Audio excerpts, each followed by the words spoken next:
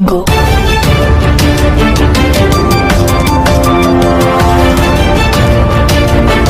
बर्तमान बड़ खबर पाणीपाग को नहीं बड़ सूचना नुआ अपडेट 3 जिला को ऑरेंज अलर्ट वज्रपात दे सतर्क कला पाणीपाग विभाग यह 3 जिला को ऑरेंज अलर्ट जानिबा केउ सब जिला कौन रही डिटेल्स इनफॉरमेशन ता पूर्व वीडियो को लाइक करंतु जदि पारुछंती आपनकर सांग साथी मान को वीडियोटी को शेयर करनतु जदि फ्रेंड्स आपण माने हमर ई चैनल ले नुआ ही वीडियो देखुछंते पूर्व केबे भी सब्सक्राइब करनाती तबे नाती चैनल को सब्सक्राइब करे सहित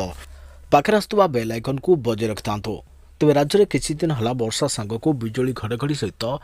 वज्रपात होउछे तेज आसंता 2 दिन जिलार विभिन्न स्थान में वर्षा संभावना रही बेले घड़घड़ी और बिजुली आंचलिक पाणीपाग विज्ञान केन्द्र पक्षर आज सतर्क सूचना जारी कर विशेषकर उत्तर अभ्यंतरण ओडिशा सहित उपकूल ओडिशा रे बिजुली घड़घड़ी नहीं पाणीपाग केन्द्र सतर्क कराइछे प्रबल वर्षा सहित बिजुली घड़घड़ी और कुआपथर वर्षा को नहीं 3 जिला को ऑरेंज अलर्ट जारी कर प्रबल वर्षा सहित बिजुली घड़घड़ी कुआपथर वर्षा को नहीं 3 जिला को ऑरेंज अलर्ट जारी कर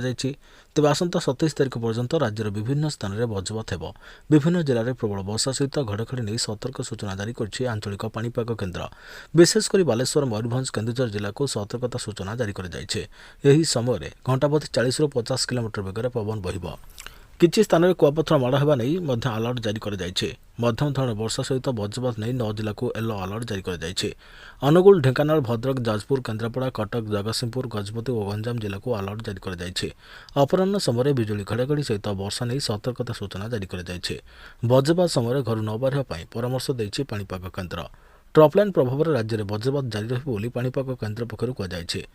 तेज आज 3 जिला केन्दुझर मयूरभंज और बालेश्वर में घड़घड़ी सांग को वर्षा नहीं येलो अलर्ट जारी कर